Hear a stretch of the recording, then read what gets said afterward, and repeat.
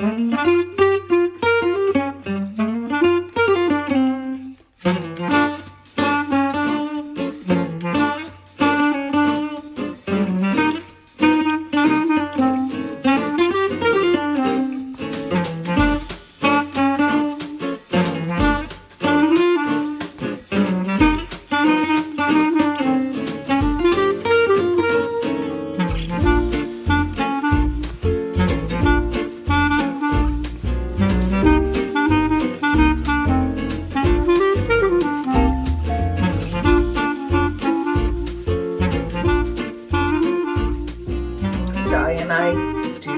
Diane Williams, and we're just completing 2024. We made it through Christmas yesterday, and we're heading towards a new year. So today, I wanted to talk about our intentions for the new year.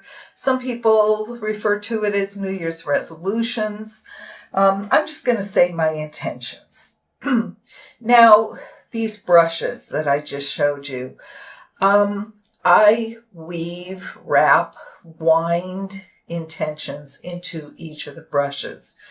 And I call them magic brushes because they feel like they're very powerful objects. I then went and bound those brushes onto these shaped panels and got some very powerful paintings. But today I want to talk about just making the brushes, putting your intentions in, and getting on with your new year. You can make large intentions. You can make your intentions extra large.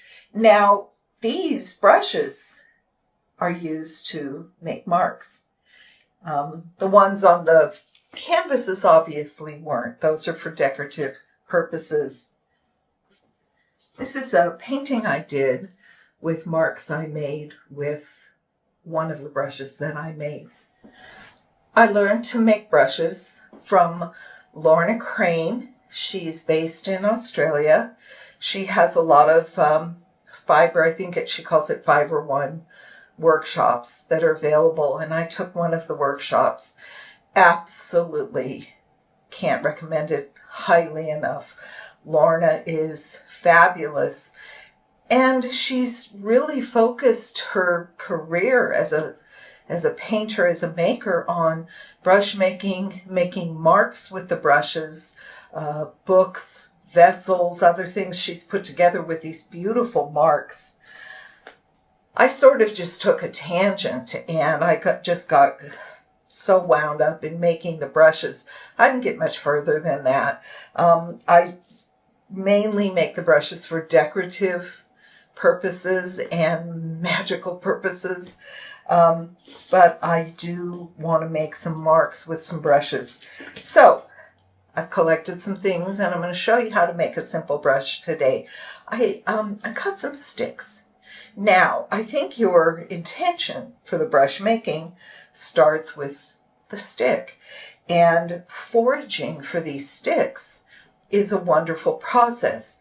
Maybe you're out on a hike and you want to remember that day. You pick up a stick and say, I want to remember this beautiful hike I was on. I'm going to take the stick. These ones actually just came from our yard, and I think this is from a sycamore tree in our yard. And the reason I'm going to focus on this one today is nature has decorated it for me with this beautiful moss. So I'm going to start with the moss. Then I need some kind of a bristle, and I've used horsehair, coyote hair. People start bringing you hair and other things when they know you're making these brushes. And here's some beautiful horsehair that I have. I have a kind of a blonde horsehair that I really love, a black horsehair, and this is a brown horsehair. Another thing you can use for bristles is feathers.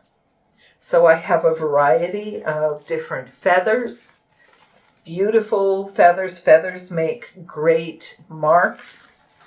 All different kinds of marks with all different kinds of feathers. Lorna makes one she calls a dauber, where she just kind of bunches up fabric and makes a little kind of a pouch and attaches that to the brush and then uses it for a stamp. Those big ones I showed you, those are like whips, and you can make these phenomenal whip-like strokes with those brushes. Today I'm going to just, I think I'm going to use horsehair, shorter horsehair for this brush. And then I have to decide which end, what's the handle, and what's the bristle end. This feels more natural for a handle for me, so I'm going to concentrate on this being handle. Then I have to decide, my bristles are of different lengths. Should I make just one or another?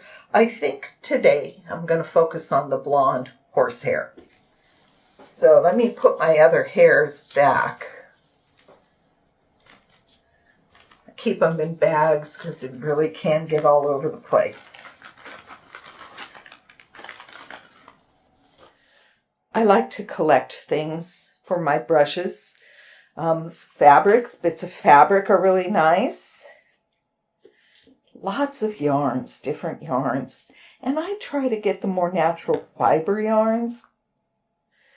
I don't really like the synthetic yarns too much. Ribbons is another thing. We had a workshop a couple weeks ago. People were using raffia, wire, leather. It's just, you're only limited by your imagination. You're going to need a roll of electrical tape. You're going to need a pair of scissors. And you're going to need some darning needles, the really big kind. Let's see if I can show you my needles in there. There's some darning needles. Basically, that's all you need. A little bit of PVC glue. And you're good to go. Okay, so the first thing I want to do is I'm going to take my horsehair for the bristles. And I'm going to take a little electrical tape and bind the edges of the horsehair.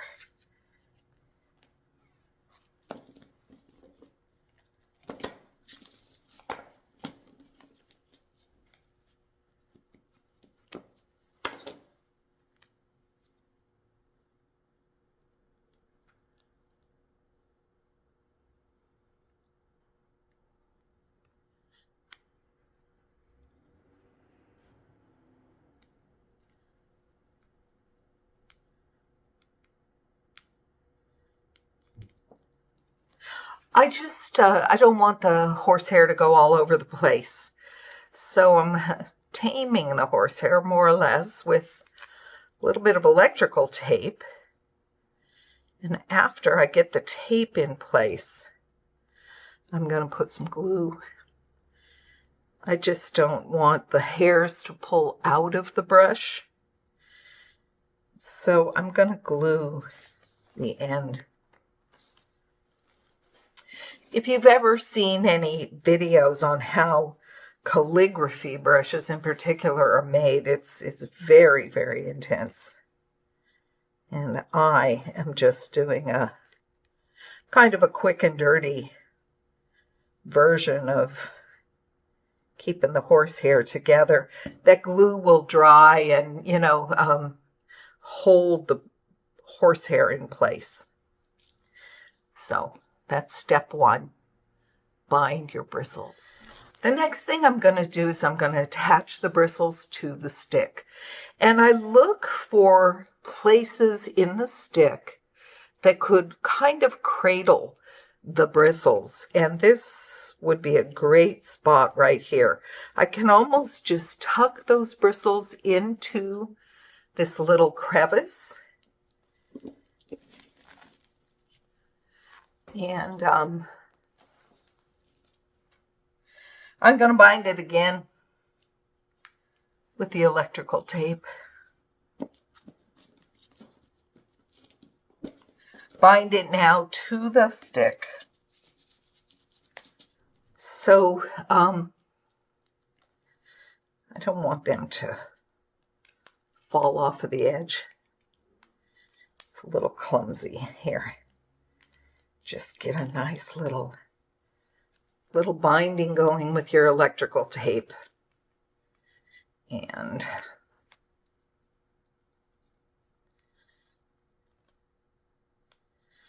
there we go. So basically, you know, that's a simple brush, and I could begin to make marks with that. I've got some little stray hairs sticking. I'm not going to worry about that right now. Now I'm going to start to bind it with the yarn. You can add beads. There's other embellishments that you can put on, but being that I have this beautiful blonde horsehair, I'm going to start binding it with this kind of a blonde yarn. And what I do for my first winding is I'll take the end and I kind of tuck it down like that, hold it with my thumb. Then I begin binding, just twisting, and that holds that end so it won't come unraveling. And what I want to do now that I've got started is I want to go up this masking tape and a little bit onto the actual hair itself that I had glued. And this is where you can really start to think about your intentions. You know, this year I want to clean up my archives. I sometimes worry that I have paintings all over the place and I'm losing track of them. And there is a solution, and it's called Artwork Archive. And I'm sure there are a lot of archiving programs, but I belong to Artwork Archive and I'm not utilizing that program to its full potential. It can keep track of all your paintings. It can, have an image of the painting, a number. Your painting should have numbers. And you'll notice a lot of people will put those numbers on the back of the painting. The date, the size, the price, all the important information that you're going to need. It can do a lot of other things. It can create viewing rooms. If you have people that are interested in, say, I want a medium-sized painting, I want to work with blues, I want to work with flower images. So you can take your paintings and you can create a little viewing room that you can then email to your clients. And they've got everything in one place. And it works beautifully. It can create mailing labels for your mailing list. It can create labels for your wall, the wall labels for your shows. They have a lot of tutorials. They have a lot of shows you can apply to. Just a wonderful, wonderful program. Okay, so that's my first binding, the tip. Now I want to add another color. And I'm not going to bind it down too far because I do love the moss. I do want to get beyond this little fracture in the wood. So I'm going to choose my next yarn, and this is a yarn that I love. It's woven from old silk saris, multicolored. It's beautiful. So what you do when you want to change a color, I'm going to snip this one here, and I'm simply going to tie the new yarn onto that one and then continue my binding. So I wish I had a photographer here to help move the camera so I could show you. So see, I'm just creating a knot, binding it, boom. Now I've got a little extra something here. I could snip it off, or more times than not, I leave it so I'll have little dangly bits on the brush. So winding, winding, winding, and now I'm getting to my new color. I've got that knot. I'm going to let the knot show. I'm going to keep the knot out. I'm going to wind underneath the knot. And I want to cover the electrical tape. I don't like that. I don't like that showing.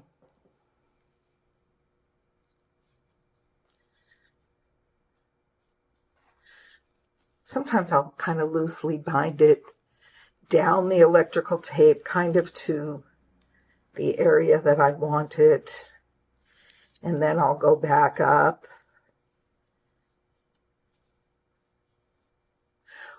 In the brushmaking circle we did the other day, some of the students were saying, oh, I think I'm going to paint the sticks as well. And I thought, oh my gosh, what a fabulous idea. It just never crossed my mind to paint the sticks. But it's a great idea. So.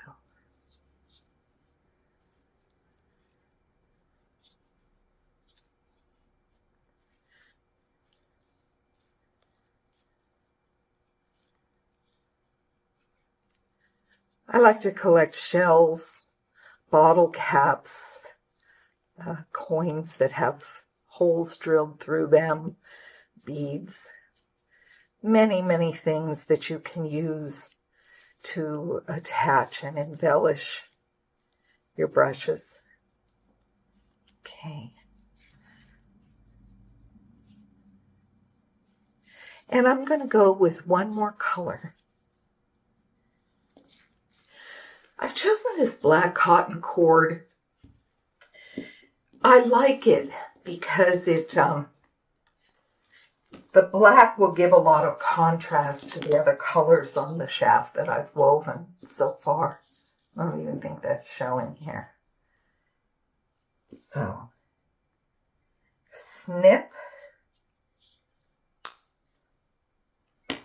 tie. And I'm just going to go probably for another inch. I'm going to leave that knot up there. If I wanted, I could tuck it down and then bind over it, but I think I'm going to leave it. And I'm just going to give it a few extra twists.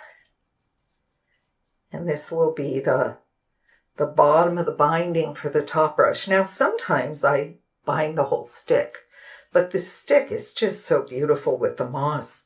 It's not necessary. So there we go. Okay. Now, this is the tricky part.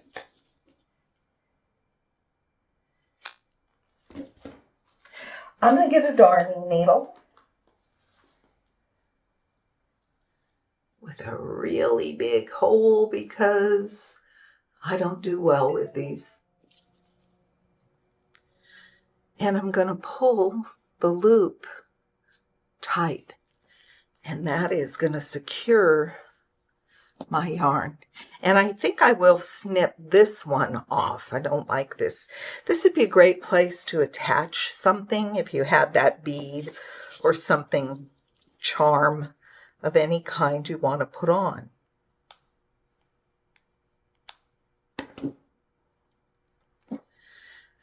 So voila, we have a brush. Now what I'm going to do is I'm going to bind the bottom, and I'm going to put a loop for hanging.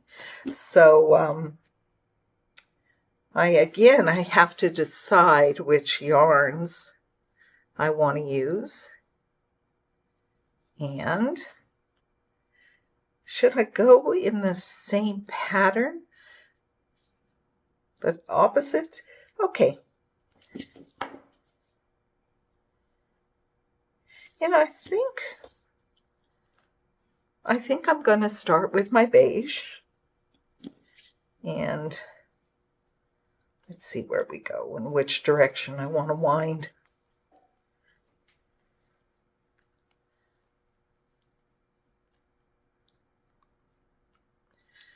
Remember, I kind of take the end and pull it down so I can go around and around and lock it in place.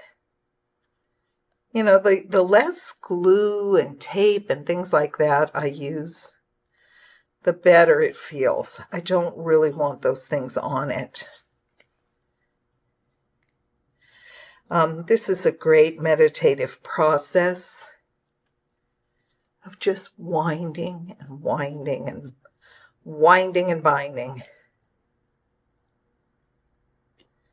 What I thought in the circle, the brush making circle we did the other day, it was such a healing process to just sit around with other people binding brushes. And it occurred to me, it was far less about the product that we came up with. It was far less about the brush than actually the process itself. And again, you know, please put your intentions in. So the one intention was the artwork archive.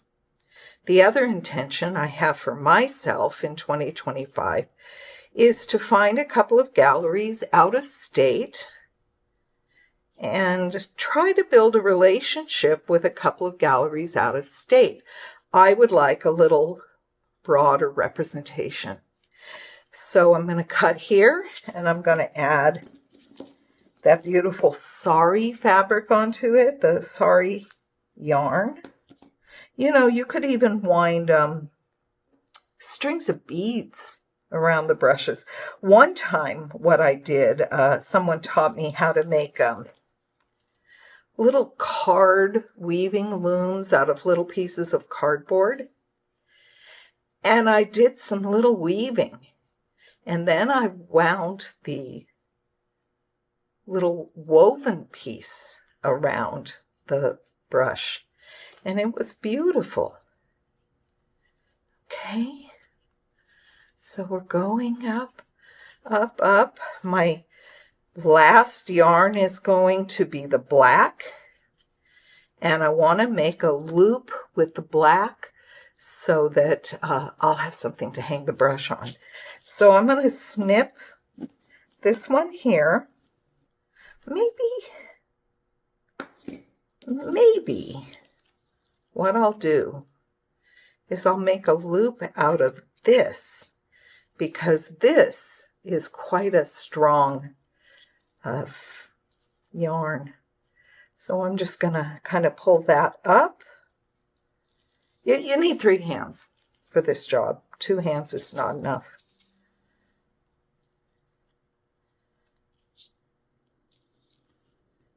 And I want to kind of wind this around so that I preserve my loop up at the top without my loop getting all squirrely and weird. And I do have my loop. There it is. Boom. That's going to be where we can hang it from. And now I'm going to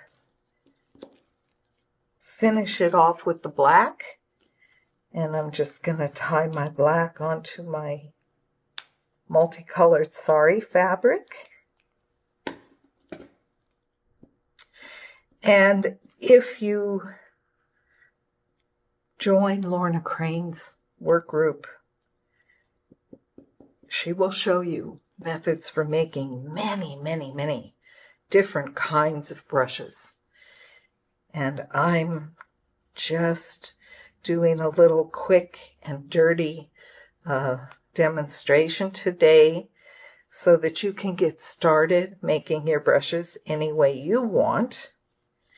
And if this really gets you excited, I just really, really encourage you to sign up for Lorna Crane's, I think it's called Fiber Arts Take One or something like that.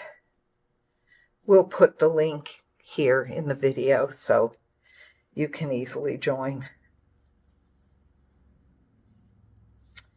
You know, I learn things from other people, and I don't want anyone to feel that I'm stealing somebody else's thunder. I don't want to do that. I just, these brushes became very important to me. I wanted to share it with you. But like I said, if you really want to learn from the expert, you got to learn from my teacher. And that was Lorna. And I'm going to tie this one off with the darning needle. I threaded the needle, the darning needle, and then I just go in between a couple of the twists. That one isn't tight enough. I want to get that a little tighter before I take the needle. Oh, losing my thread there.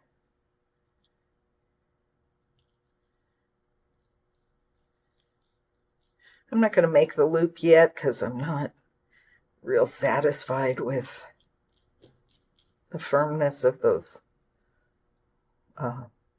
twists. So I'm just going to go up through the twists a few times.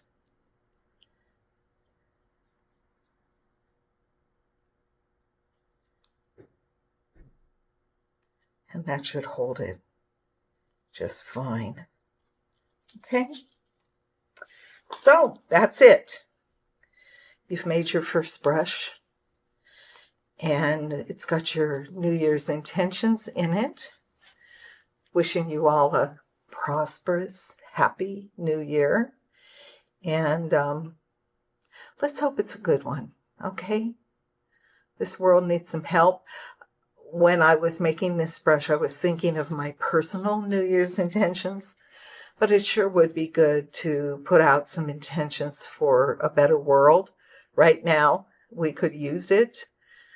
We've got a lot of unrest in the world right now. So, painting is a practice. Practice makes perfect. Go to your studio and practice. See you all next year. Bye.